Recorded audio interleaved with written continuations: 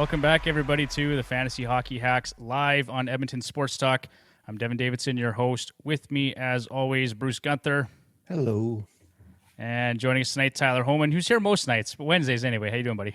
Good. How are you? Good. And hey, happy belated birthday to you. Thank you.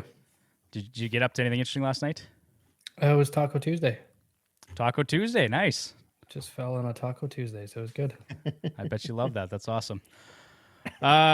Tonight should be fun. You know what? For all of our listeners, this is a Hacks exclusive. Good or bad, you get the three of us tonight.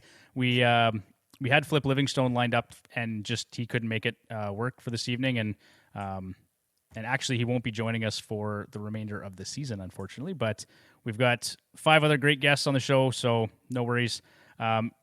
Flip was kind enough, actually, to go in and answer some of the mailbag questions on his behalf and give some feedback, too, on some of the things we want to talk about in terms of futures bets and players bets. So for tonight, we're going to go through preseason discussion and observations. We got those mailbag questions I mentioned, and then we're going to talk about preseason player and futures bets that we like, as well as some potential sleepers. We've talked about breakout candidates, Bruce. We've talked about bounce backs. We've talked about all sorts of stuff, season previews. We haven't really deep dived into potential sleepers for this upcoming season. So we got a few guys there we're going to talk about. And then, like I said before, this show is a bit of a different format from our regular podcast. We want this just to be a little bit more conversational. I think in the regular season, guys, we'll probably cover a lot more of our hacks headlines and trending players and stuff like that, just keeping it more current events type stuff. And then our Sunday night show, we'll give you all the goods in terms of the schedule and waiver wire targets for the week. So with that, preseason discussion and observations. And I guess we might as well start with the Edmonton Oilers because, of course, this is Edmonton Sports Talk. I think they're up 5-2 right now, Bruce. Is that what you said? That's the last score I saw was 5-2, yes. 5-2, wow. Hey, and before I get too far ahead of myself, sorry. If you do want to watch this too, we have the YouTube stream going as well over at Heavy Hockey on the YouTube channel there. So youtube.com/Heavy Hockey. Head over there, give them a follow. We are here to answer questions too. So if you want to interact with us, you got some last minute mailbag questions you want to throw down, Tyler is more than happy to answer those for you. So send them on in. Giselle says, let's go. Thanks for joining. Happy to have you. Preseason stuff here, guys. So obviously the Edmonton Oilers 5-2 tonight. I don't want to get too excited, Bruce, because the Flames are basically rostering an AHL team over there. But the Connor squared connection looks pretty good so far. Connor Brown's got 2 goals. I've been hearing lots of comments about Stuart Skinner not looking so good. Have you guys seen any of the highlights or been following on Twitter? What's going on? I've been following the game a little bit on Twitter. It sounded like there's a little bit of a panic early that the team wasn't showing the fact that they were heavily outskilling Calgary, and then I guess looks like partway through the game they decided, well, hey, you know what? They are playing an AHL team, so they should probably destroy them. So that's what they kind of been doing ever since they figure out that hey, we can actually throttle these guys. So it sounds like that's what they're doing so far. Yeah, I watched the first 2 periods. Edmonton kind of wasn't really trying at all. Calgary scored 2 goals, and then they kind of decided that they should maybe start playing. Connor Brown looked pretty good in the right spot on both of his goals. Skinner did not look very good on the first shot at all. The second one, he didn't look that great either, but Holloway completely left the guy alone in the front. So not totally his fault, but it wasn't a great start. Well, speaking of Stuart Skinner, so do we have a bit of an early season goalie controversy here? I mean, look, it's preseason. Nobody wants to get too excited, but Jack Campbell has stopped 65 to 67 shots through 2 preseason games so far. He's looked pretty sharp. Against Seattle the other night, it was, I think, mostly an NHL lineup. So, I mean, including that one big save he made on Jared McCann. Tyler, I'll go to you first, but is there a chance here for Jack Campbell to be the starting goaltender on opening night? I think he's going to be, and I think that's fine. I think Skinner has the mentality where he could be kind of in that 1B backup kind of role and still come in and just be calm. it's exactly. I think it's a perfect tandem to have, but I think Campbell's going to be probably the starter. Bruce, anything different? No, I would love to see Campbell be the opening day starter as well. As we go through all the previews and stuff here, I've been tooting his horn pretty loudly, so I think he's well on his way back to the way the previous Jack they saw in Toronto. So I'm very much hoping it's a redemption season for him. Yeah, I'm excited. I think, a competitive Jack Campbell is only a good thing for the Oilers. And I don't know about you guys, but I've already grabbed him in 2 leagues, I think, Bruce. So from a fantasy perspective, he's there for the taking. He's just sitting on the waiver wire in most leagues. So in my Dynasty League with Victor, I grabbed him. And I think we were talking about grabbing him too, Bruce, in our Experts League with Nate and those guys. So yeah, if someone hasn't grabbed him already. Yeah. So there you go. What happened to Zach Hyman? I heard he got his head shoved into the boards or something. You get into a fight tonight? He just his face was guided into the glass. He was a little upset about it. Nothing really happened, but he didn't like it. Okay, fair enough. Okay, at this point, is it time to get concerned about Matthias Ekholm and Ryan McLeod? Maybe Ryan McLeod less so, but from the NHL.com, they said Matthias Ekholm and Ryan McLeod both expected to be ready for the regular season, though they will not play against the Calgary Flames tonight, obviously. Oilers head coach Jay Woodcroft said neither Ekholm or McLeod, they haven't dressed for a preseason game, and he said, I expect both to be ready for the start of the year. They're putting good days together, and we're listening to our medical people. I think we have, when you have time, you want to use it. And then someone asked if it was a playoff game, would they be in? And he said yes. So I guess maybe no real concern, but I don't like the fact that Matthias Ekholm is dealing with that hip flexor issue. And we saw Darnell deal with something like that a couple of years ago, and it really hindered his play. So, Bruce, any concern for you, or is this just them being overly cautious early? No, I think it's just being overly cautious early. They don't really. Ekholm doesn't need to play. I'm pretty sure once he's on the ice, he'll just jump right and be right in place there. McLeod, maybe game or two wouldn't hurt him, but I think they're just being overly cautious. Tyler, what do you think? Ryan McLeod was skating this morning. He looked fine, but any concern for either player for you? No, it sounds like McLeod's a little bit closer. Anytime you don't get to play in any preseason games, you gotta worry a little bit for how much extra time it's going to take him to kind of get going. But I'm not too worried yet. Not yet. It's early. We got time. Dylan Holloway's looked pretty good in preseason. He's been driving play. Tyler, is this the year we finally see something good from Dylan Holloway? I hope so. It's hard. Like with the rosters that they've kind of iced, Holloway should be the best player on a lot of those nights. Yeah. So, I mean, it's good that he is. But I think, barring any injury, playing third line minutes and maybe getting 15 goals would be a good season for him. So, what about Gleason? Sounds like he's actually pushing for a spot here, and is there a chance he pushes Desharnais out of the lineup? I don't think so. Two totally different games. Desharnais is kind of there for one reason, especially if they go like 11-7. Mm-hmm. Gleason looks like a good kind of AHL, NHL tweener. Good call up if one of your more offensive D go down, maybe. But it's good to have. It's good to have that guy that looks like he can play. Yep. Okay. Anything else on the Oilers, Bruce, you want to talk about quickly? Oh, we could probably talk about them all night. We could. I don't think anyone on this station would be upset about it, but I don't think anything really stands out. The other Connor looked really good tonight already too, from what I've been reading. So Draisaitl's got a goal too, so they're off to a good start. They're all doing the things you'd expect them to do, so that's good. Absolutely. All right, let's move on. Let's talk about some other guys here. Eunice Korpisalo made 40 stops in a 3-0 shutout over the Pittsburgh Penguins on Monday night. I think he looks like a really good option as a 0G goaltender.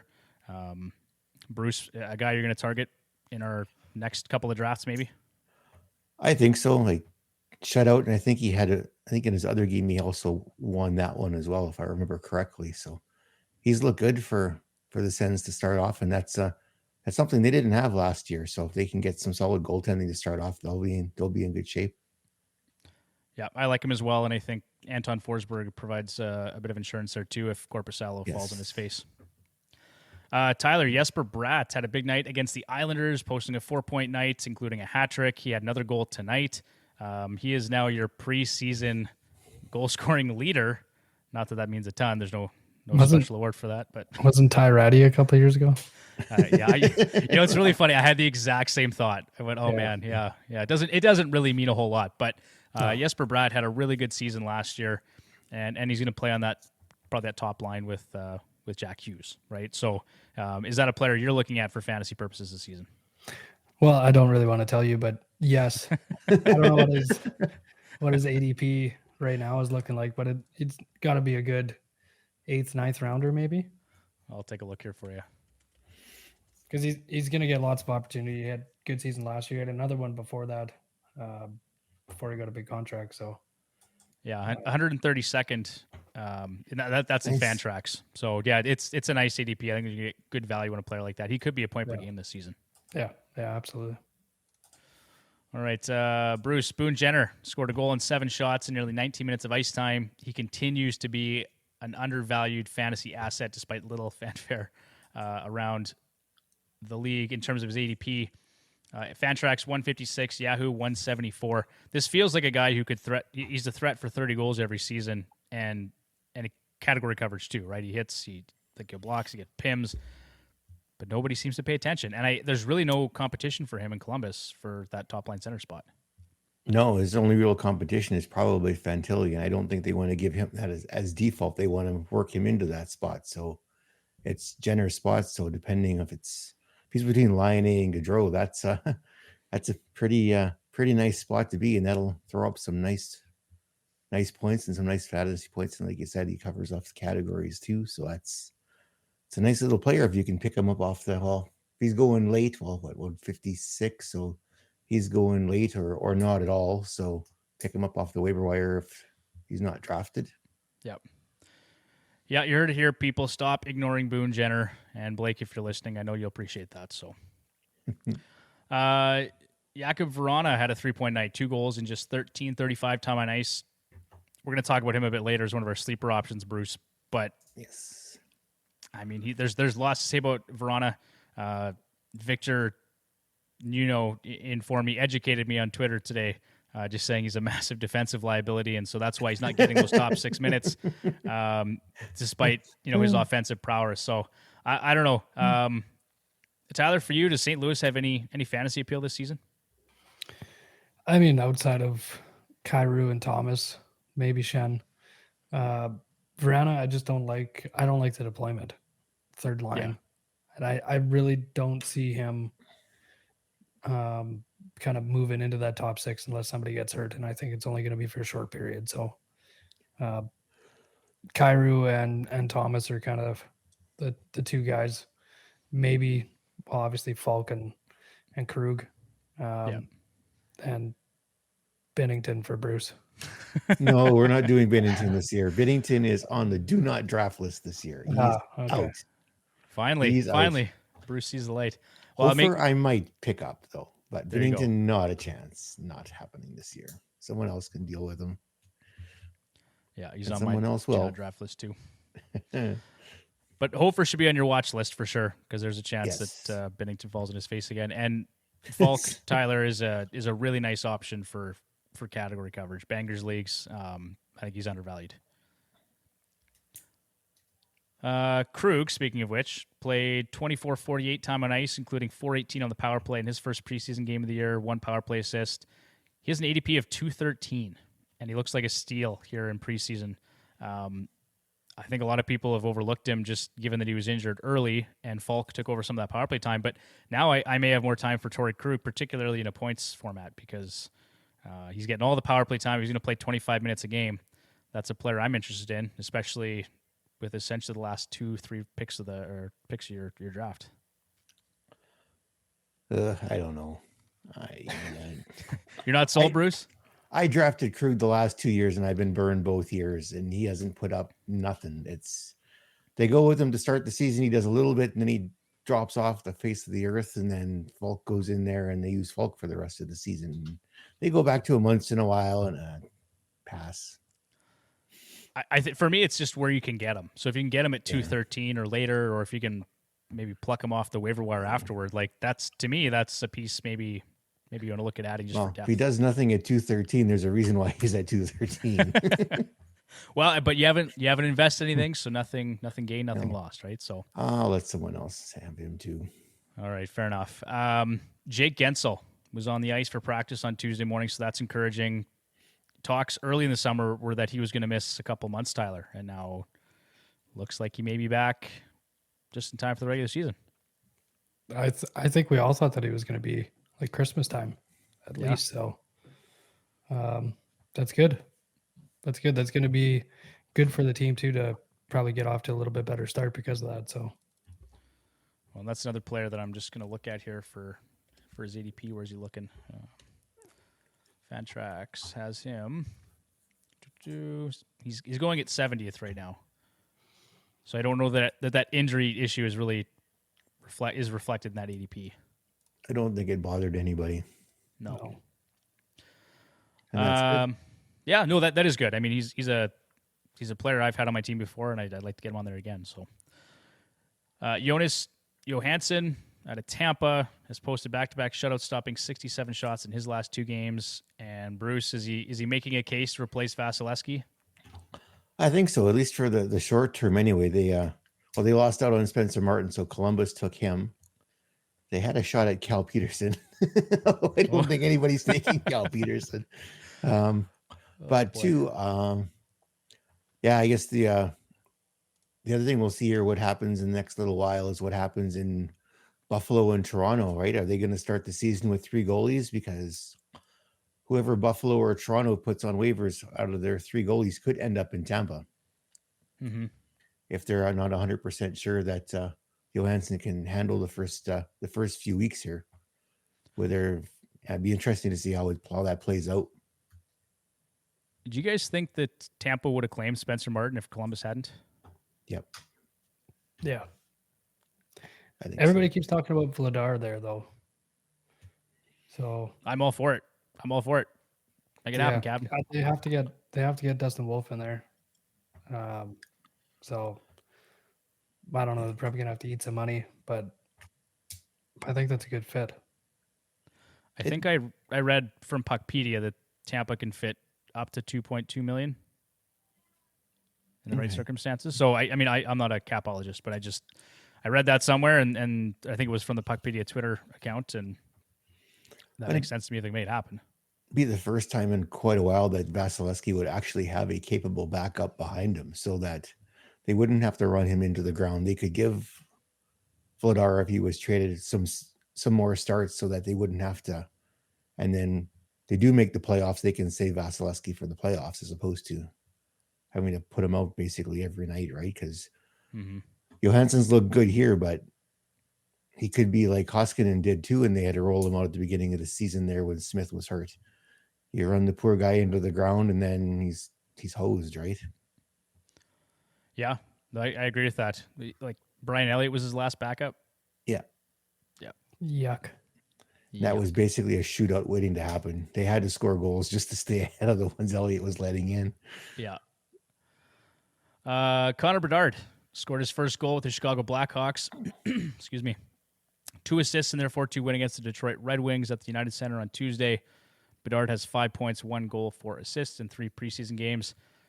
The goal really wasn't much to speak of, but he looks pretty good. Setup, though, wasn't it? Mrazek to Bedard to the empty net. It was beautiful. It was just beautiful. couldn't have wrote it up a better way, right? I mean, he's looked good. And I was actually kind of upset because in that Experts League, Bruce, that you and I are co-managing that team in, it was a keeper league, and he was taken with the first pick in, I guess it was the first round, but it's technically the 4th round, right? So he went right away, and I thought, oh man, because we had the 3rd pick, and I thought we had a chance at Bedard in a keeper league. At that point, I'm doing it, but I tried in a couple of mock drafts to see where I could get him, So I kind of had a defined strategy of how I wanted to go through. And it's just, there are lots of people who were reaching for him or like in the third round. And it's just, yeah, I couldn't. Fourth and fifth round, I think I could almost be comfortable taking him, but not in the first three. Yep. I'm with you. Yep. Fourth, fifth round. And if it's a keeper, it's a no-brainer. Yeah. All right. John Carlson had a goal and 2 assists in a 5-4 OT win over the Bruins on Tuesday. Carlson is going at a great spot. Yahoo drafts right now at 93.1, so some point in the 8th round. That's ridiculous. I love it. Tyler, is that a guy you're targeting in one of our next 2 drafts? Every year. Yeah. Like actually, yeah. Yeah. I think especially at that spot, like 8th round, that's a great spot for him. It's great. He should be higher. Well, and he's this guy puts up 70 points in his sleep, right? Almost every single season. I can't remember exactly how many he put up. I think he had 8 points in 10 games, right? When he returned from injury at the end of last season. So, yeah, expect close to point per game for that guy. Tyler's going to have a good-looking defense this year. He's going to take Bouchard in like the 2nd round. Carlson in the 8th. Carlson 8th or Carlson in the 6th. Yeah.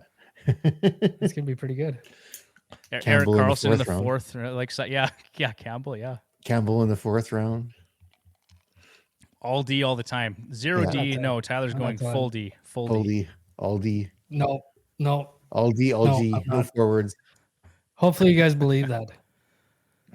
We'll just have to take it at face value, I guess. Yeah. Josh Norris, excuse me.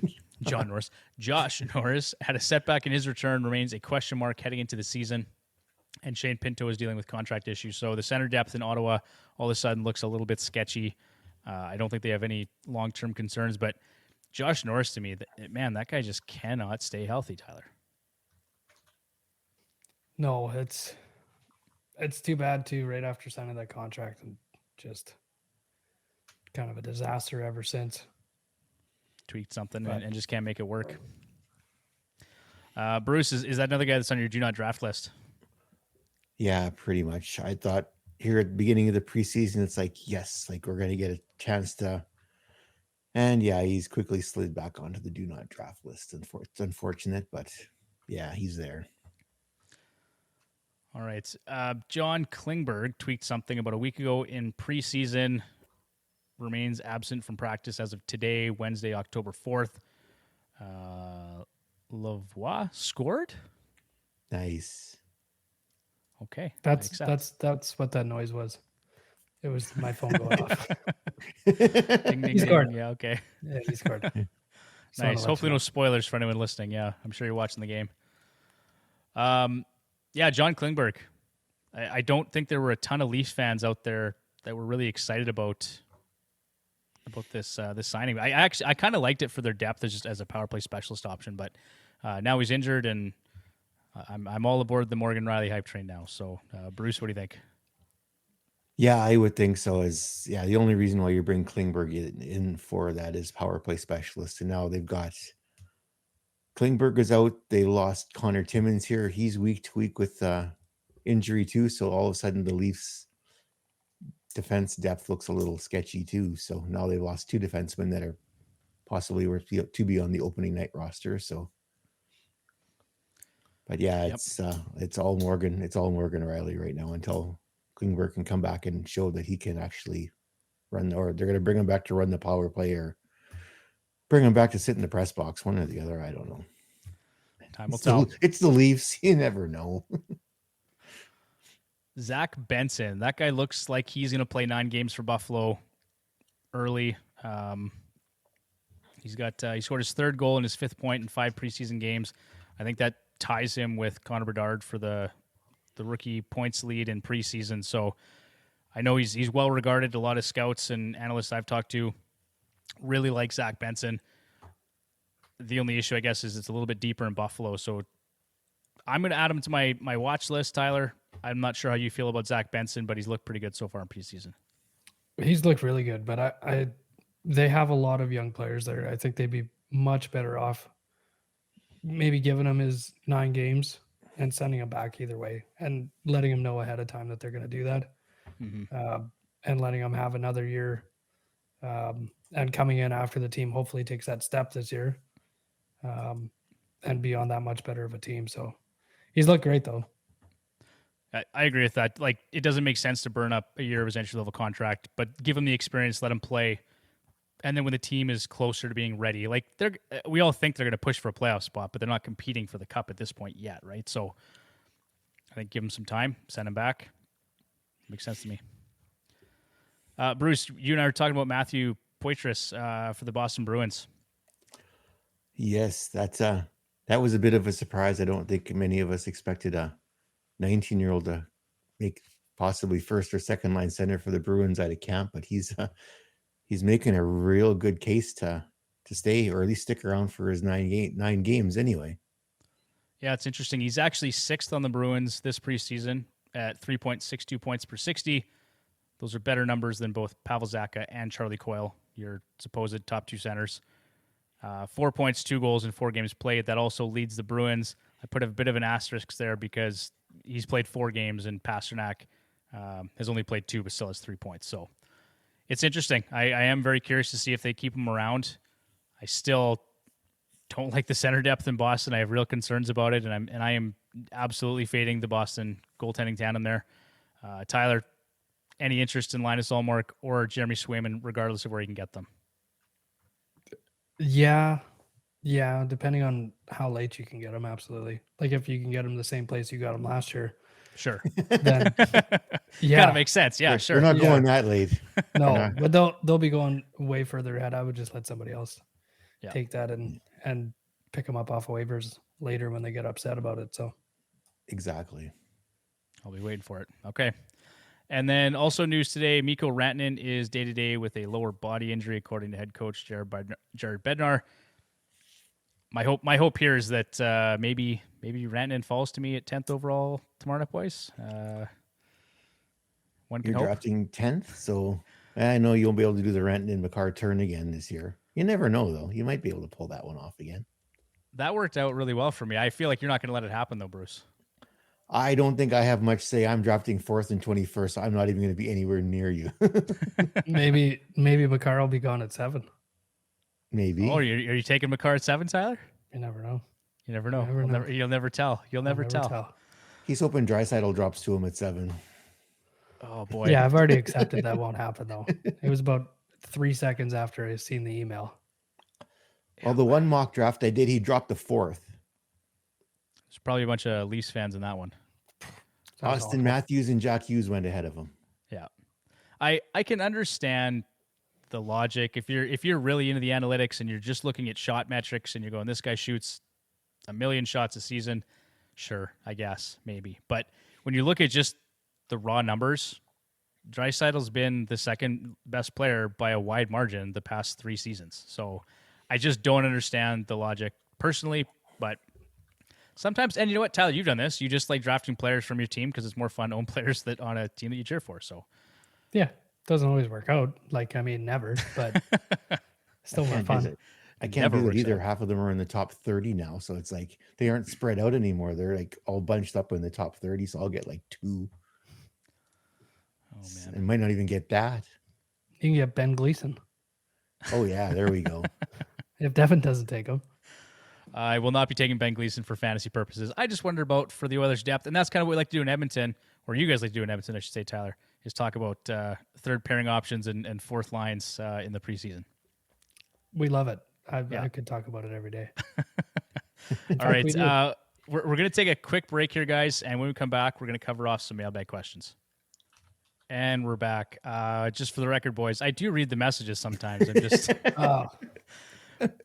Between trying to produce the show and read the notes and not sound like an idiot, sometimes I don't read the private chat. My apologies. All right, so we got some mailbag questions to get to. Thank you again to Flip for taking the time to give us his feedback on these questions, even though we couldn't be on tonight. Really appreciate that. So with that, we got a question here from Nick Moon, who actually is going to be joining us in our FHHL league this year, Bruce. Nice. And I found out he lives in Halifax. So of course awesome. he was asking about when we're drafting, and I said, well, 9 p.m. Mountain Standard Time, and so that's like midnight for him, I guess. But he's gonna do it anyway. So kudos to him. But anyway, he had a question for us here. So and actually, what I'll do here, guys, too, is I'm gonna read the question. I'm gonna give you Flip's response, and then I'll tag one of you two to give me some feedback too. So who would you take in the 8th round? Patrick Laine, Vladimir Tarasenko, Drake Batherson. And Flip said, for me, this one is clear for a few reasons. Obviously, Patrick Laine seems like the likely choice here, but consider his injury history and the lack of performance from the Columbus Blue Jackets. That should be on tap for the season. Drake Batherson is a top-line player on most teams, and if not for the stacked lineup, the Sens now have the benefit of deploying in their top 6. Batherson would be a top-line player in Ottawa as well. So much to like about his game, including filling out peripheral categories in banger leagues, chipping in with hits, shots, pims, and, of course, overall offensive value. Tyler, I'm going to go to you first because I know for a fact that you probably like all these players, but 2 of them in particular I know you've drafted recently. Laine. I would still, yeah, I would still do it. I expect him. Like, I know the injury history is there, but like he's still. I mean, he can score 40 in his sleep, as long as he's not hurt. So I would take him just because I think the deployment is going to be a little bit better than Batherson. But it's close between those two, but I'd still pick Laine. All right, Bruce, what do you think? I would actually lean toward Laine myself too. So I have a better feel. Yeah, like Tyler said, injuries and stuff like that, but I just have a better feeling for Laine than I do for Batherson. I actually love Drake Batherson, but I'm going to agree with you guys here on the Patrick Laine pick because I think for the upside, if he's healthy, 40 goals it should be maybe not quite his floor, but he should be in that 35 to 40 goal range fairly easily. Yeah. And kind of the tiebreaker for me, Tyler, is that, yeah, he is getting better deployment. Like, he may play 20 minutes a night, top line, power play 1. He's going to get all the opportunities to play with Zach Werenski. He's developed some nice chemistry with Adam Fantilli. He's also asked to play center. So he went to the coach and actually asked if he could play center. So if he does that, that also helps kind of in Yahoo leagues for positions too. Yeah, for sure. I like that. Okay. So, Nick, there you go. You get 3 votes for Laine and Flip with Batherson. But I guess, too, the cop-out is always to make sure you check your league settings, right? So, obviously, if some of those categories are more applicable to a guy like Drake Batherson, that's a pretty easy decision. This one's from Brian Smith. And actually, Brian, thanks. You've been checking in quite frequently. He's been asking lots of questions through Instagram and stuff. So I appreciate that. Like the engagement. Ryan Johansen or Matt Coronato? And Flip said, this is a really tough one. The track record is so small with Coronato. In fact, just 1 game in the NHL. But given the fact that Ryjo could be battling Ross Colton for the second-line center spot and Coronato was going to get a real look in Calgary's top 6, I would be willing to roll the dice on the youngster with the Flames. That is where I would lean at this point. However, depending on the format of your league and categories, the offensive benefit of Ryjo might be more worthy of an immediate look for the plain reason of the Avalanche being a much better and more offensively potent unit. So I'll just say that I told Brian, in my opinion, I'd go with Matt Coronato for the upside. I don't like the shot rate for Ryan Johansen. He doesn't shoot the puck. Yeah, I'm not sure if he knows how. Yeah. One thing that kind of makes him appealing, I guess, is the fact that he's going to get potentially top 6 deployment and power play 1. And playing with those players, that does make him somewhat appealing. But for me, Matt Coronato has been fantastic, although be it just in preseason. But he's gonna be in that top 6, I think. And there's lots to be said about Ross Colton. But I don't know. What do you guys think? Like, we've talked about a little bit. Tyler, is Ross Colton going to be a third line center? Or is he going to be a winger in the top 6 and play second line center? Where do you see him fitting in? I think he's a really good third line center. Like, I think that's where he fits. I think Ryan Johansen fits better as a second line center. Hopefully with 2 guys that actually shoot the puck on his wings. In this situation, I'd probably still go with Coronato just because I think he's actually going to get an opportunity in Calgary. I think most of what Johansen does is just not going to be driven by him. It's going to be who he plays with. So I mean, it's a tough one, but I'd probably go with Coronato. Okay, Bruce. Oh, I'm definitely going with Coronato. I've rostered Johansen in past years, and yeah, I'm not touching him. Sorry. Even if he's on the Avalanche, I'm still not touching him. He might get 77 assists for the Avalanche, but I'm still not touching him. That's fair. I think he had a good season or two in Columbus a while back, but it's been a while since then. And for me, I think where you'd find these two players, that's generally where you want to go with the upside anyway, right? In a guy like Matt Coronato and someone who shoots the puck and probably is going to score more goals for you. So, all right. And then Brian actually had a second part to this question: was Seth Jones or Justin Falk? And I think I probably gave Brian the same answer, but Flip said points only league, plus minus included. Coin flip. Jones is going to play on the top power play unit with Bedard, so maybe with that reason alone, I would go with Jones. I'm also weary of what is happening in St. Louis. Could be a very long couple of seasons for the Blues club. Tough one again. Coin flip is what I would say with leaning towards Jones. Yeah, I said what made it tricky, and I think he said that it was actually 1 point for plus minus. So, which it makes it really interesting because I would say Jones all day in a points league, which is what this is. But that plus minus playing in Chicago is really, really iffy. So I would probably agree with Flip here and say I'd slightly give the edge to Seth Jones just for the potential upside in playing with Bedard, but that plus minus is probably going to be ugly. Bruce, what do you think? Well, if St. Louis has a crappy season, Falks may not be a whole lot better. That's the thing. So I guess defense-wise, yeah, the Blues have a better defensive core than Chicago does, but Jones is going to put up a lot more points than Falk is too. Falk's going to cover the categories nicely. Jones not so much, but Jones is going to put up more points. And I think we had them projected fairly close. I think we had Jones for a couple more points or a few more points. But I think with Bedard and what we've seen in preseason, Tyler, is there potentially 70-point upside with Jones? Maybe not this season. But what do you think?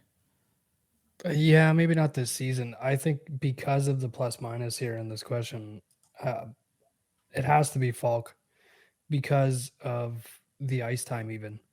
Like Jones is going to play 25, 26 minutes. Falk is in a second pairing role right now. Mm-hmm. So you're 20 minutes. There's a lot, even if St. Louis isn't very good this year, it's a lot less likely that plus minus is going to be anywhere close to where Seth Jones is going to be. So even if he had 70 points and Falk only had 50, the difference is still going to be in that plus minus. Yeah, it's really interesting. Even if, and it's weird that it's one, right? Plus or minus 1 point. Like if it was, I think in our leagues, Tyler, it's 0.1. 0.1, yeah. Because I know that in our league, like I set it up that way because just so you're getting a point or like it's very, very small because I mean, ultimately it really doesn't matter that much. But to have it as a full point, I don't know what goals are worth. Goals better be worth like 5 points. Or 10. Yeah, or more. Yeah, well, and so many people you talk to in fantasy, they don't like plus. Well, even just in hockey, in the hockey community in general, they think that plus minus is a stupid stat, right? So there you go. Okay, this one's from Charlie P. Shea, Theodore, or Zach Werenski? Flip's response: as much as I'm worried about the Columbus back end and ability to keep the puck out of their own net, I think this team is much improved on the offensive end and on the top power play, a unit in which Werenski is a key part of. However, it would depend on the breakdown of your league, as Theodore provides a lot more balance in terms of categories. So I guess he's slightly leaning that way. I'm going to go Werenski just for the offensive upside. I like Shea Theodore, but he's also splitting some time with a guy like Alex Pietrangelo, right? So, but for me, Werenski is just a clear-cut number one in Columbus. Bruce, what do you think?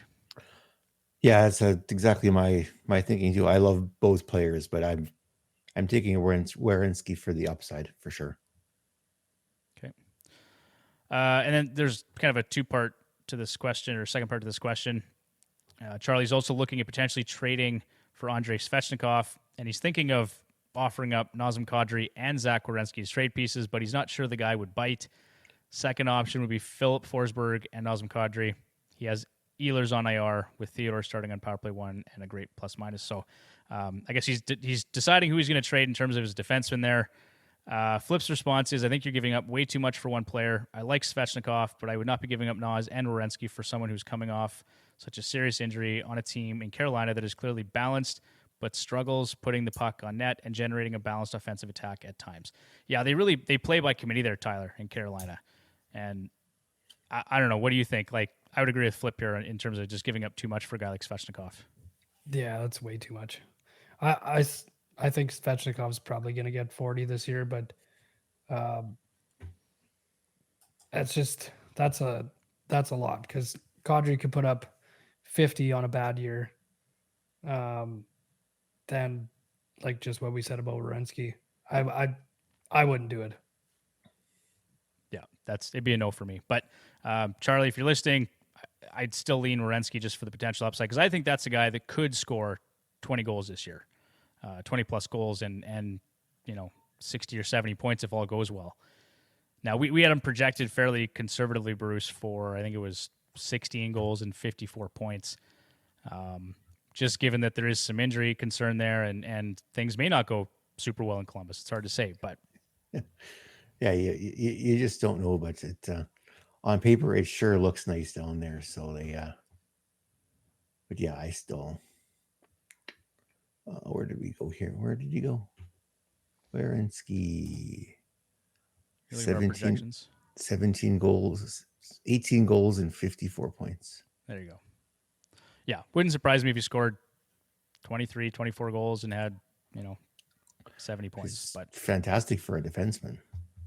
Yeah, he just hasn't been able to stay healthy, right? So yeah. All right, that does it for our mailbag questions. Thanks everyone that submitted them. Again, we're streaming live here on YouTube over at Heavy Hockey. So if you want to submit questions, by all means, feel free. If not, we'll just continue moving on here. So let's go to preseason player and future bets. And Tyler, I've got a couple in here that I know you're going to like. And this is just meant to be a fun exercise. Please, nobody take this as betting advice because I don't think Bruce has ever put money on a bet in his life, and I do it very, very rarely. And Tyler's a bit of a degenerate, but it's pretty rare that he's losing money too. So the first one we're going with here is player to score 40-plus regular season goals, starting with Connor Bedard at plus 400. I think, Tyler, from what we've seen early in preseason, we've got him projected for 42 goals and 74 points. So at plus 400, that seems like a reasonable bet, but what do you think? Yeah, but I don't know. They're just so bad. Chicago's so bad. Like, he's got a great shot. He's probably got the closest release to Austin Matthews in a player. I just don't know that 40 happens this year, but plus 400 is pretty nice. Maybe a little sprinkle. A little sprinkle on that one. All right, Bruce, what do you think? I mean, are you on board with 40-some goals? I've heard people say, I think it was Dauber had him for 90 points this year. That was his projection for Connor Bedard. I don't think he gets there. I could see him maybe making it to 30, but I can't see 40.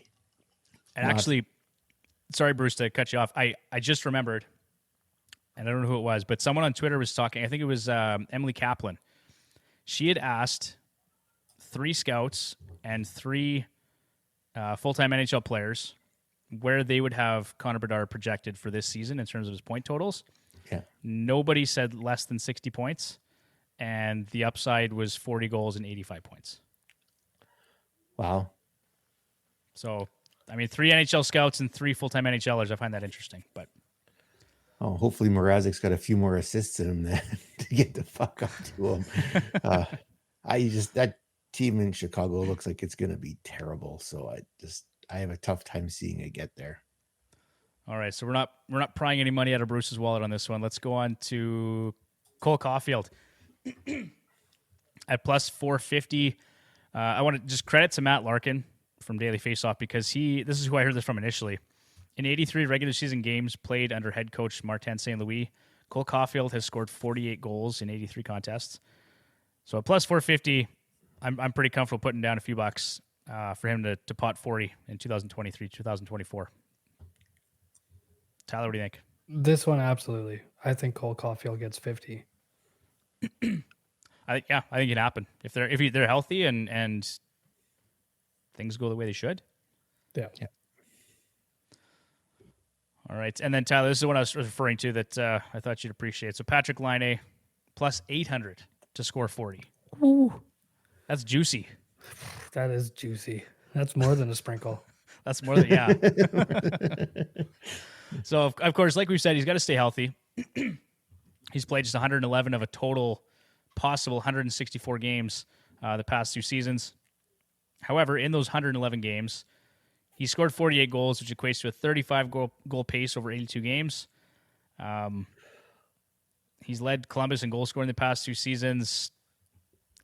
I don't know. $100 bet, Tyler, would pay out $900 on DraftKings.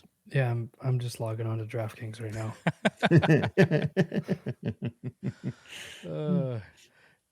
And we are not even partnered with DraftKings anymore. We should get back on that bandwagon. Yeah, you can still say DraftKings. Sorry. Yeah, okay. Yeah. No, to me that one seems like a pretty juicy bet. That's one I may actually log on to DraftKings later too, Tyler. We'll see what happens. All right, we got some season specials here. So this one, Edmonton fans, you'll like Connor McDavid to record 150-plus points at plus 400. I actually can't believe they're still giving plus money for Connor to hit 150 points. I can. Like, if anybody can do it, it's him. But plus 400, like, I would think that would still be like a plus 600 to do that. Like that, you want more? I was thinking like that. Yeah, I know. That's you're being a bit of a homer. That's a lot of points. It's a lot of points to do. Well, I mean, so Connor McDavid, he posted 153 points in 82 games last season, and he played at a 154-point pace in 56 games during 2020, 2021. They do look a little bit improved. Connor's that much better. I think most forwards, they kind of reach their peak season in that 26 to 28 year range. He's right in the wheelhouse. Like, I don't know. Connor McDavid. I think if you look at it though, like everybody had career years last year. And they did. And he got to that number. So, yeah, plus 400 just seems low. Just seems low for that.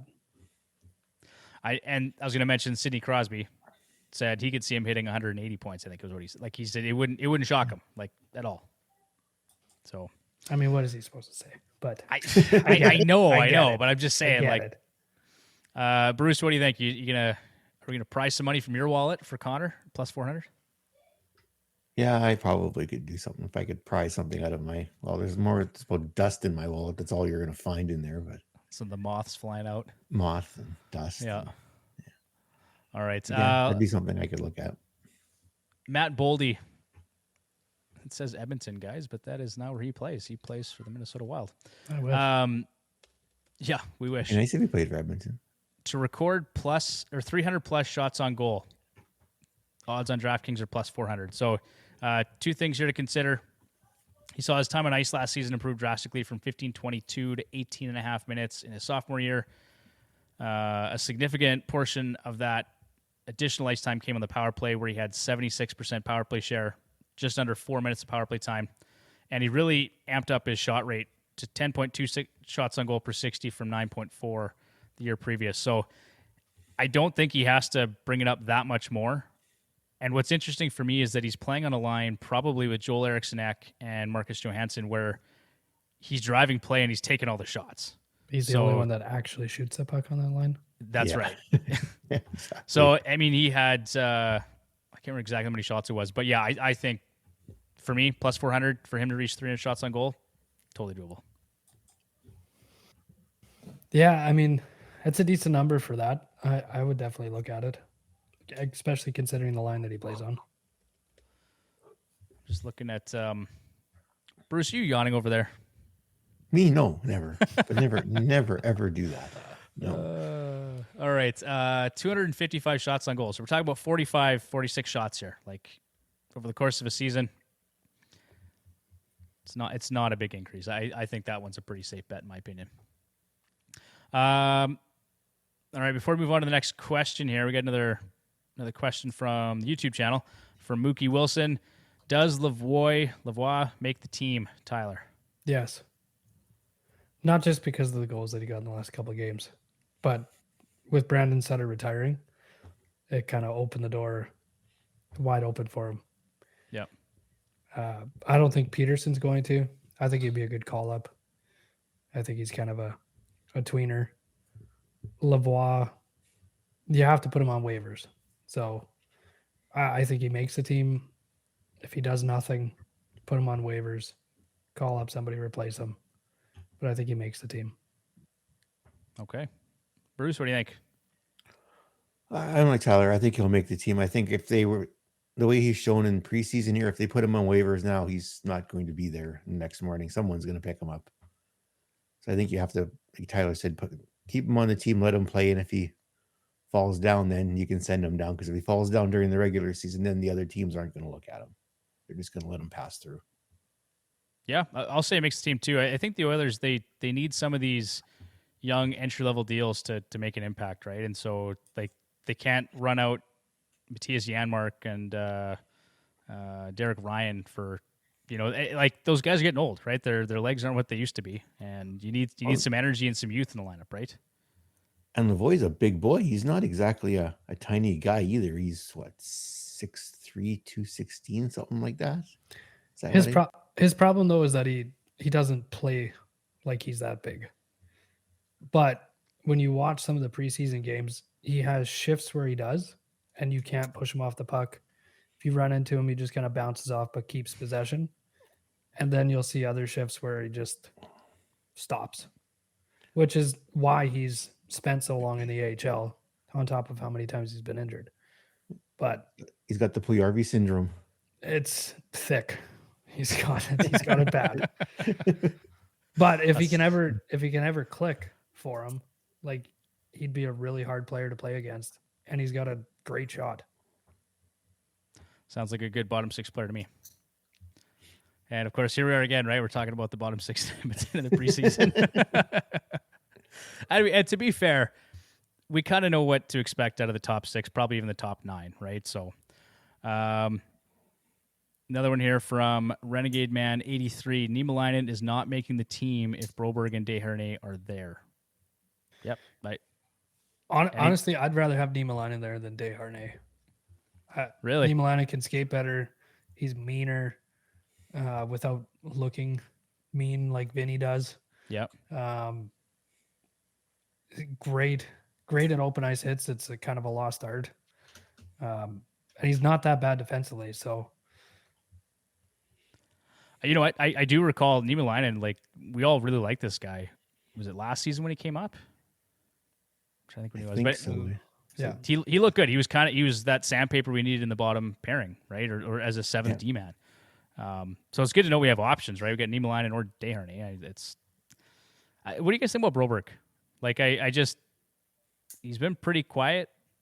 I just don't know what to think. I know there's the Ekholm effect where we're all hoping, the big Viking is going to just guide the young kid and he's going to magically be a top 4 D-man. But I don't know. I have concerns about Broberg.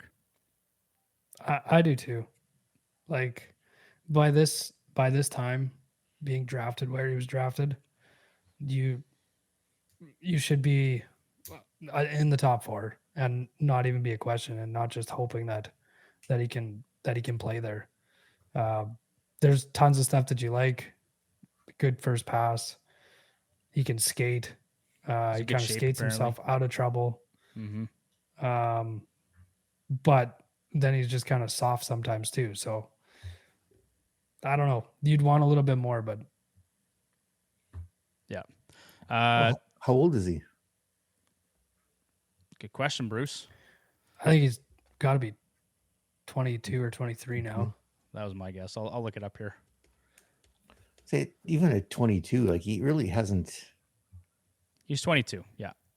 He really hasn't had a whole lot of opportunity, and now all of a sudden he's expected to come in there. So I'd be a little more hesitant with him myself, but I haven't watched him play here in the preseason, but I would tend to be a little more hesitant with him because he's still young. He hasn't played a ton of real NHL games. No, to your point, Bruce, you like this. 69 career NHL games. Yeah, there you go. Good number. He should have figured it out by now. Yeah, I think it's more where Edmonton needs him to be than where he should be right now. That's fair. What is it? Yep. 200 and some games for a defenseman. I think it's 400 is the number I heard. Maybe it's 400. That's a lot. Yeah. It's hard to get those when you're up against the cap and you need somebody at a lower cap number to kind of fill in those into a top 4 spot. You just want them to be there. But I don't even know how many AHL games he's had because I know he had some injuries there too. But not a ton either. He played 2021-22. He had 31 games in the AHL. Last year, 7. I don't know if these stats are accurate, but that's from Frozen Tools anyway. So, yeah, he's limited number of games, right? Yeah, and that affects development a lot. But he's just, I'm a little bit worried about him. Yeah. I think to your point, Bruce, like just the number of games played, you got to be patient with him. Like he's 6'4", 212 pounds. You got to be patient with a guy like that. Nice sized defenseman. If you really want him to put it all together, because that'd be really nice to have. Great skater, Really young nice. player. Like, and he's not going to cost you an arm and a leg at this point. So, Exactly. Some stranger mentioned another comment here. Broberg's been improving, albeit at a slower pace. So, I think we'd agree with that. I think my issue with Broberg too is he just doesn't do any one big thing that stands out. Like to me, I watch games and he.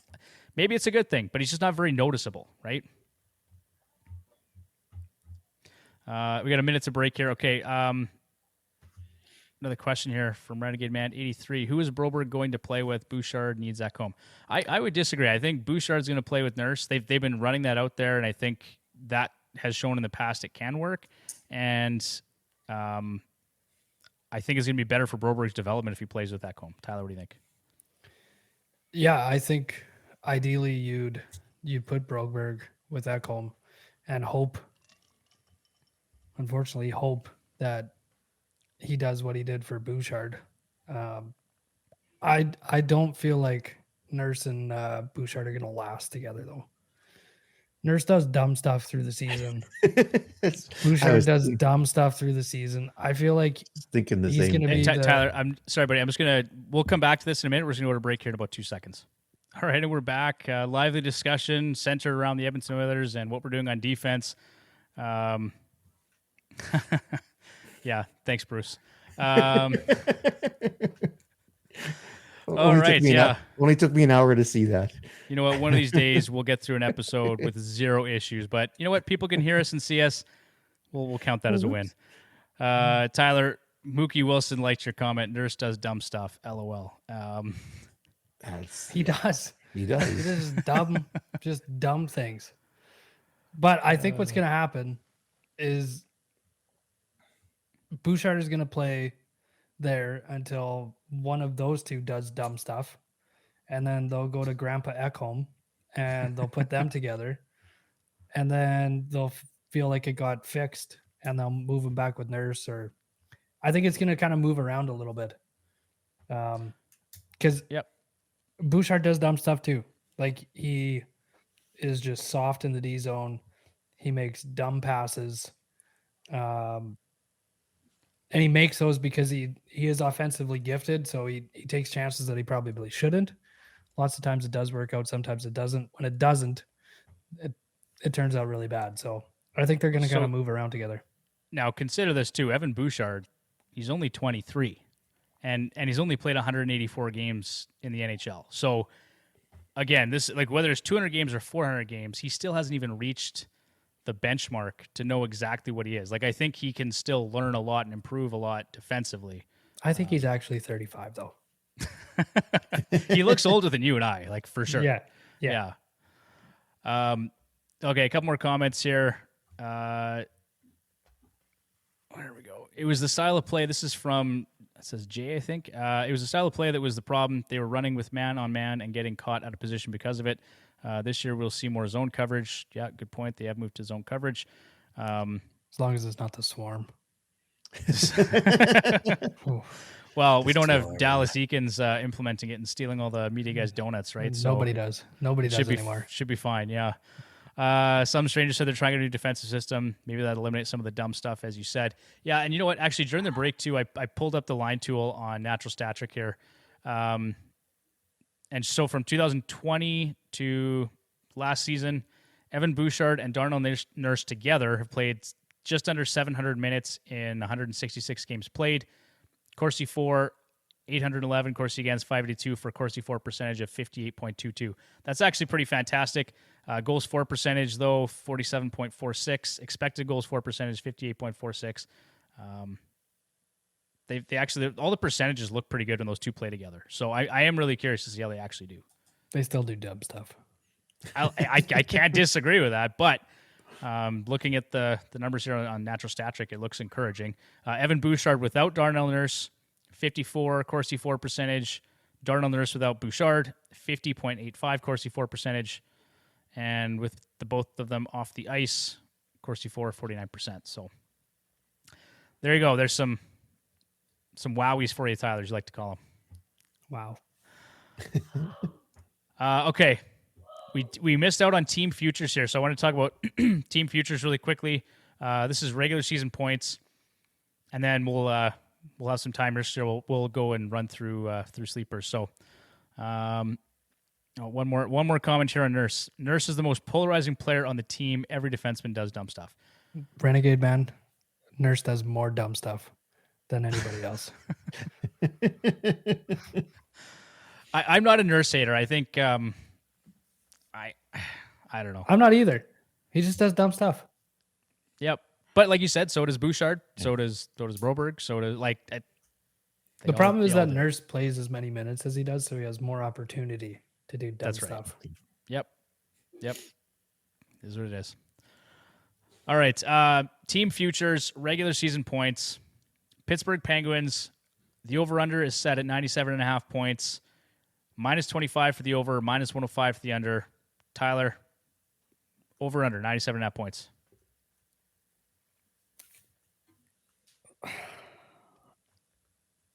I'm going to say over. Not confidently, if you couldn't tell. I could. I think they're going to be improved a lot, but it's a tough division that they're in. So, yeah, I mean, they're all getting older there too. I think they all kind of know that there's the last couple of years that they're going to be able to kind of do something. So I'm going to say over, but not confidently. All right. Bruce. And everybody disagrees with me. Well, which is fine. So but you know what, Tyler, I'm with you. I'm actually going to confidently say the over and I've been saying it all summer. It kind of feels like Last Dance territory for me, right? Great documentary. But I feel like Sid's got more to give. So does Malkin. You've got Letang and Carlson there. You've got Gensley. You got Rust. You got all these guys who offensively can play. You got Riley Smith there now this year.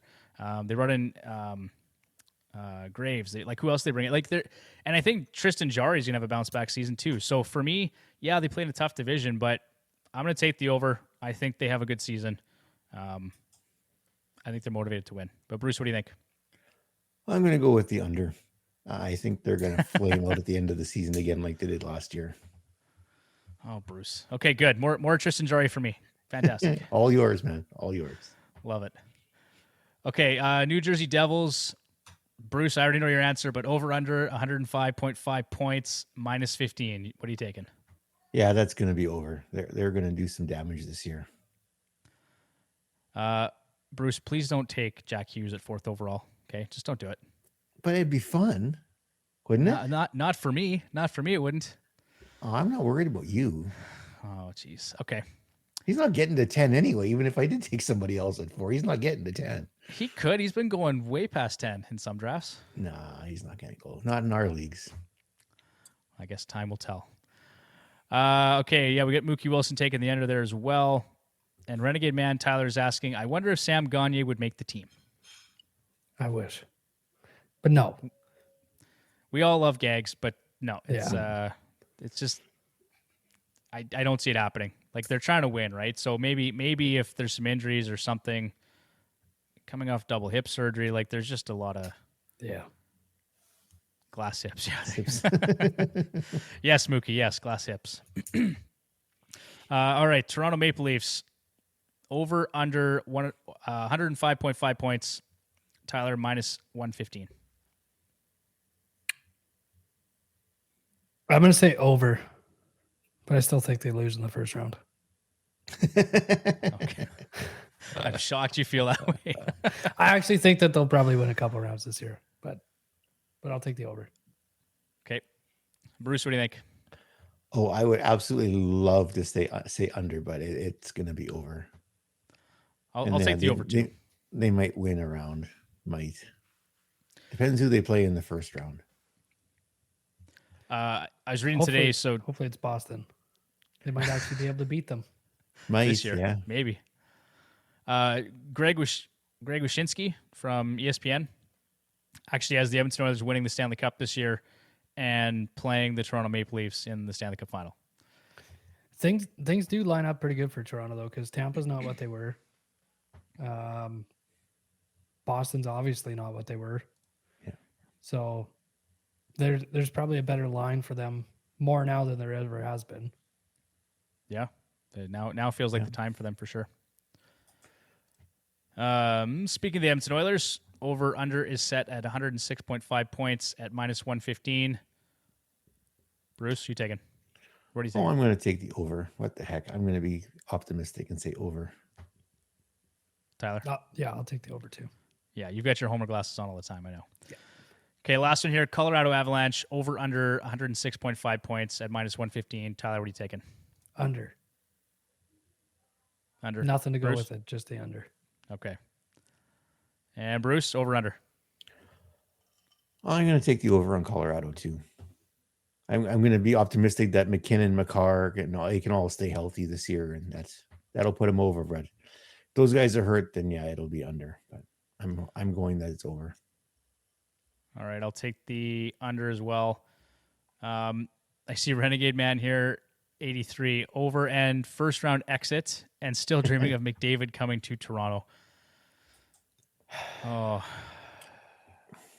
I just hope that never happens because for all the times that McDavid has been snubbed on TSN and Sportsnet, they're gonna. Could you imagine him? It would be just insufferable. Like, what's next? What do we got next? I'd stop watching hockey. What's next? Okay, potential sleepers. So we got lots of guys here to run through and about 19 minutes to do it. So for the purposes of this episode, we're defining sleeper as a player that is being drafted on average at 150 or later and at least one of Yahoo or Fantrax.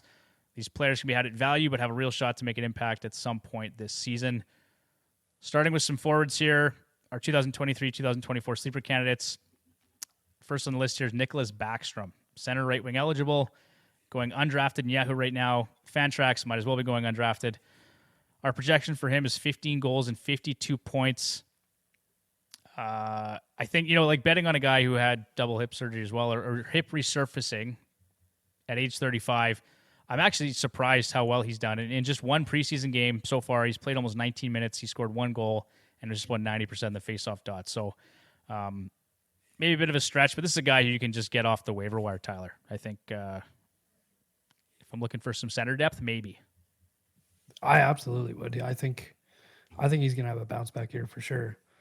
And if you can get him off the waiver wire, I think at the end of the year, you're going to look back and it's going to be one of the best pickups you'll make.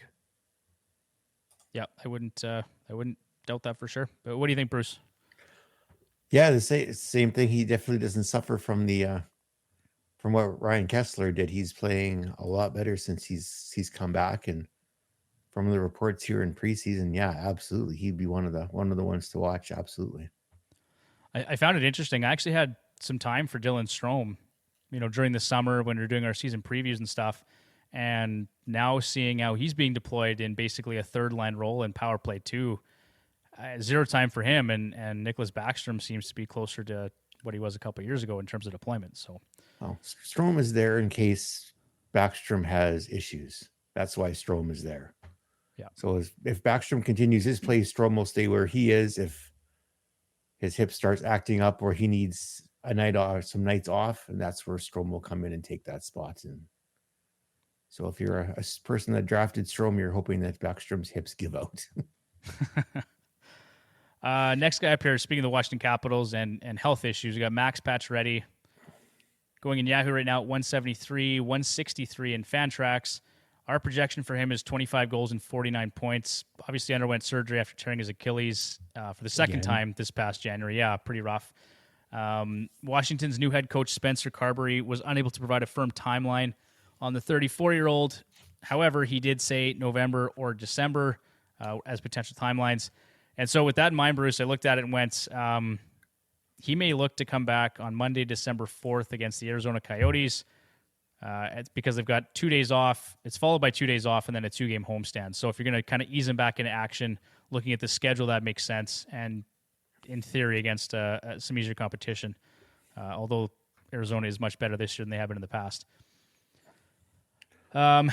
So maybe optimistic, but looking at how many games he's going to miss, 49 points and 25 goals, do you like the over-under on that, Bruce?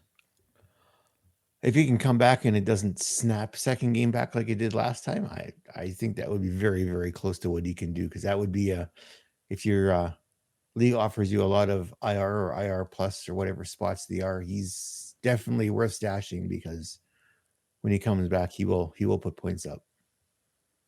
Okay. I've got time for Pacioretty. Tyler, what about you? Yeah, I do too. I just don't know to stash him at that ADP of 166.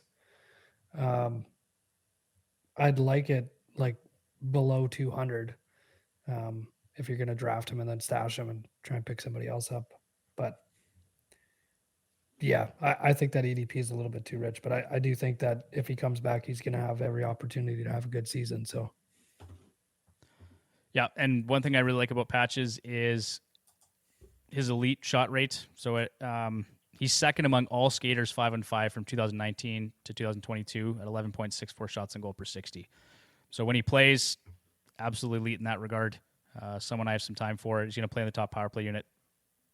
So there you have it. Sean Couturier, Bruce, this is a guy I know you had some time for. Right now, undrafted in Yahoo. In Fantrax, he's going at an ADP that Tyler would probably like at 207.3. Our projection for him was 27 goals and 71 points. Bruce, are you keen on this guy for the season? Absolutely. The reports out of Philly here in preseason say that his back he's 100% healthy and he's playing like he has no issues. I would have no trouble picking him up in the late rounds, because in most he's going undrafted, which is, I think, almost a crime, considering when you look at his previous stats, he's been basically, when they finally took him out of a defense role, was a point per game player. Like, to have someone like that go undrafted, I think in the late rounds you have to. Like, that could be a season changer for you. If his back gives out while you picked him up late at whatever, right? But if his back holds, he could be a game changer for you. Yep. Yeah, I mean, like you said, could be close to a point per game player if it all goes well. And he's going to get all the deployments. And Tyler, you had mentioned, I think, a couple weeks ago that they kind of the wait and see thing is past, right? Like he could have played, I think, at the end of last season if they really wanted to, but they took some time with him, and so he should be back to full health now, hopefully. yeah, that's what they were saying. I'm surprised that he's going undrafted, because a couple seasons ago he was going pretty high, and I would definitely end up drafting him, especially at that ADP, even of 207. I would take him higher than that, but I think he has a great season. Just making some notes here while we're talking. Okay, yeah. You don't know what's real or not, Bruce. I promise. Oh, Tyler's going to take him in like the 15th round. Yeah. I know how this works. Renegade Man, I'm fully on board with Clayton Keller, but not as a sleeper, just the fact that, I think 40 goals for that guy could happen. I don't even know his ADP right now. I should take a look here quick. Clayton Keller. I think, honestly, Arizona's going to be way improved. I was just going to say that too. Is there any chance, Tyler? Like, I don't think they're going to make the playoffs, but could they be close to pushing for a wild card spot or something? Like, I think they could. I think they're just going to kind of be annoying for other teams. I don't think it's going to be the same kind of walk in there and just leave with your 2 points. I like all of it right from the coach down. So I think they're going to be definitely improved. There was some talk about the head coach being a nominee for the coach of the year. So if they do get close to the playoffs, I think you would have to make the playoffs in order to get that. But obviously people think that team is going to be improved. Yeah. Yeah, I think if they make the playoffs, he'd be a lock for the Jack Adams Trophy. Just for reference, Clayton Keller is going right now at an ADP of 45, so definitely not a sleeper in that regard, but he's a player that, yeah, you should I'd like to have him on my roster too. Let's move on here to Gabe Vilardi. You guys know I've been talking about this guy all summer long. Probably too much. I know Tyler doesn't like it, but here's the thing. Bonus hates Nikolai Ehlers, and Ehlers refuses to play anywhere else on the power play than where Mark Scheifele is playing. And so as a result, he's playing on the second power play unit. Ehlers is made of glass. And here we are. So we got today, actually, they had Vilardi and Iafallo on the top power play unit with Kyle Connor, Mark Scheifele, and Josh Morrissey. So take that for what it's worth. Vilardi played 18-26, 501 on the power play, and posted 1 assist in 1 preseason game at the time of writing. It's probably pretty likely he takes that top power play spot, and he's going to play at even strength too with Scheifele and Connor. So that guy to me is a steal at an ADP of 203 in Fantrax, and he's going completely undrafted in Yahoo. Our projection for him is 26 goals and 67 points. Have you seen the light, Tyler? No, absolutely not. I feel a lot like John here. I just really don't like him. I just don't like him. It's because he played for the Kings, right? Yeah. Is it the puck tip thing in the playoffs? Does that just turn you off to Vilardi? It's all okay. That's fair. His face, yeah, okay. All the things. You do sound like John, actually. I do. Just something about his face. Yeah. Oh, man. Okay, let's move on then. But I really like Vilardi, so don't sleep on him. Jakob Vrana. So we talked about him earlier. The thing to note about him, he's ranked 19th league-wide the past 3 seasons with a 2.73 points per 60. That's just behind Matthew Tkachuk, who's at 2.75, and ahead of both Artemi Panarin and Steve Stamkos at 2.71 and 2.68, respectively. So, Victor, thank you for educating me. He may be terrible defensively, but the man deserves a little more, in my opinion, than a third-line power play 2 role, putting up offensive numbers like that. Bruce, am I out to lunch, or what do you think? No, I think he's got to play a full season. Like, he's played lots of half seasons and partial seasons, but we got to see what he can do for a full season. If he can maintain those numbers for a full 82 games, and if he can, he won't be on the third line for very much longer. Yeah, agreed. Don't move him up. And we've got him projected, Bruce, for 30 goals and 56 points. Do you think he hits 30 this year? Oh, I sure hope so. And his ADP in Fantrax 187. I should have mentioned that too. So I think if you can get him late like that, Tyler, even if it's outside the top 200, that's a guy that could pay off.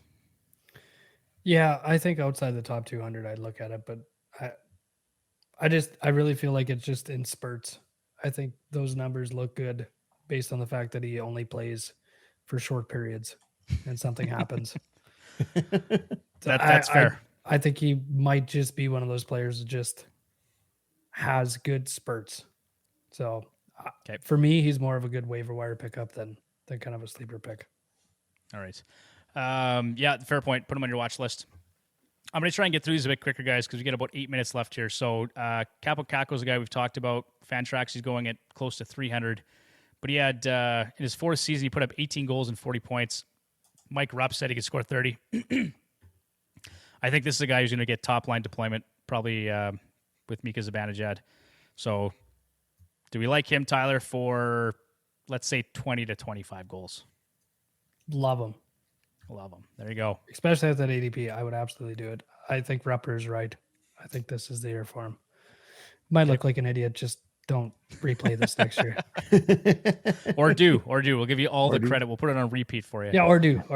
Yeah. Or do. Bruce, Yegor Sharangovich, we've talked about him, you and I, a little bit off air. Right now, he's going close to 230, 235 in Fantrax. He hasn't looked great in preseason, posting just 2 assists in 4 exhibition games and averaging just 2 minutes on the power play. I think the emergence of Matt Coronato was really, is dampened things for Sharangovich. Definitely. If Coronato keeps that pace up, Sharangovich could find himself on the way down the lineup pretty fast. But it looks like they're willing to give him all kinds of opportunity here in the preseason, at least in the top 6. So let's hope that he can hang on to it. All right. If Oliver Bjorkstrand's another guy we want to talk about, but I'm going to kind of gloss over him. Daniel Sprong, I just want to mention, he sits third on the Red Wings this preseason at 5.76 points per 60. That is more efficient offensively than Dylan Larkin, Lucas Raymond, and David Perron. He sits third in shots on goal, fifth in individual scoring chances for, and fourth in high danger chances for. So lots to like about Daniel Sprong. Oliver Wahlstrom, another guy we are taking a look at as a sleeper. Our prediction for him is 22 goals and 49 points. I'm ripping through this, but if anyone wants to read this, if you're listening, you can check it out on our website, fantasyhockeyhacks.com. All the write-ups and projections are going to be there as well. Jonathan Drouin, I think we all kind of know the situation there. Bruce, he's looked serviceable next to Nathan McKinnon in the preseason. Yeah, he's looked okay. He's done a ton, but he's looked okay. Okay. Arthur Kaliev is another forward to look at. And then I want to move on to defenseman here. So Michael Matheson out of Montreal, his Fantrax ADP is 116.64. Our points projection for him is 14 goals and 47 points. Tyler, do you like the player maybe as a third, fourth, or fifth defenseman on your fantasy roster? Maybe as a sixth for me. That deep, eh? I mean, he's going to play power play 1 in Montreal. Yeah. I'm not selling you. Okay, well, he's playing some big minutes, and he's covering some categories too. So I think for me, he's worth a look as a probably a fourth option on my roster. Bowen Byram, Tyler or Bruce, we've talked about him, and our prediction for him is 14 goals and 42 points. Boy, that would sure be nice. It's we know the kid's got the talent, so hopefully he can just stay healthy. That's his health is his big thing, and that's if he can stay healthy, I think he can do it. But health will be a big thing for him. He played at a 47-point pace through 42 games last year, and he averaged 22 minutes of ice time. So again, I agree with you. If he can stay healthy, that's probably a nice option. He is buried behind Makar and Taze, but I think he's going to get good matchups that way. Yeah. Yes, absolutely. Yeah, that makes sense. Cam York, just because there's absolutely nobody else to run the power play in Philadelphia, so that guy's going to get an option or an opportunity, I should say. Kalen Addison, for similar reasons. There's no one else to run the power play in Minnesota. Oliver Ekman-Larsson, actually, it's been a really long time since he was fantasy relevant, but in the preseason, he's actually seeing ideal deployment with injuries to Brandon Montour and Aaron Ekblad. He's getting lots of power play time, so I find that interesting. Maybe just someone you'd pluck off the waiver wires. He's going undrafted in Yahoo, and Fantrax, pretty much the same story there. And then goaltenders, we did an episode recently, 0G and 0D, finding value late in drafts. We did that with Nate Nibelink from Apples and Geno's Fantasy Hockey Podcast, so go check that one out if you want more information. But the 3 goaltenders we wanted to talk about as a sleeper, Philip Grubauer, Jack Campbell, Elvis Merzlikins. So let's talk about Jack Campbell first. We got a couple minutes left here, guys, but I think just right now, his ADP 167 in Yahoo, Fantrax 213. Our prediction for him at the time before preseason was 35 starts, a 43% net share, and 20 wins. Year 1 was rough, but I thought this is worth noting too. Prior to last season, he had a .917 save percentage with a 2.50 goals against average. If you look at his last 4 seasons, including the horrendous year he had last year, I think he was still at a 910 or a 914 average over that time span. Yeah. So everything looks like he should be bouncing back, and even like save percentage is down league wide because goal scoring is up. Yeah. Even if he's a 910, 908, that's a huge improvement over last season. Yeah. And if you have both goalies doing that, you're in a really good spot. I truly believe we only need league average goaltending. Like Colorado won a cup with league average goaltending. It can be done, right? So did Vegas. Yeah. Well, in the cup, Aiden Hill was fantastic. Maybe less so in the, I think it was that final series, maybe. But yeah, But yeah, they can do it. Yeah, Aiden Hill and Logan Thompson were your there's your goaltending tandem. Like you don't need Carey Price in net anymore to win a cup. No.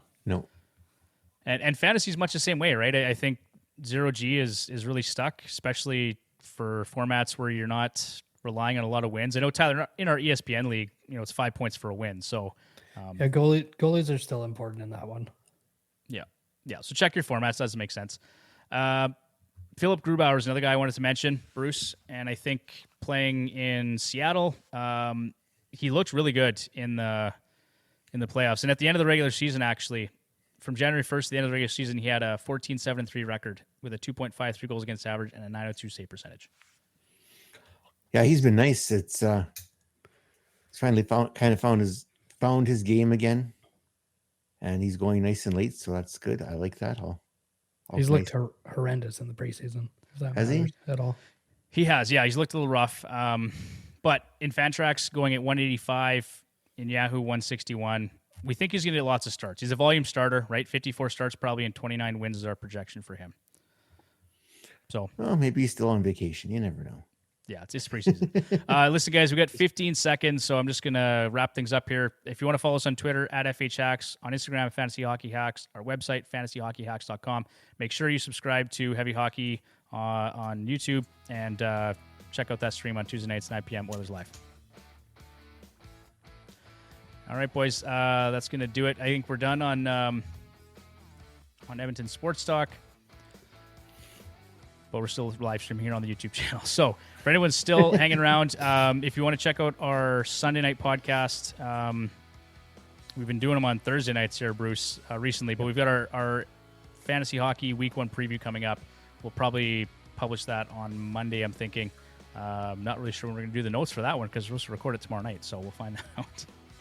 I'll get about 10 minutes coming up here. We can just crush them. All right. Anyway, that's going to do it for this one. Tyler, yeah. We'll maybe see you tomorrow, or we're going to see you on Wednesday. I don't know. But thanks for being here, buddy. See you sometime. Okay. See you guys. Oh, boy.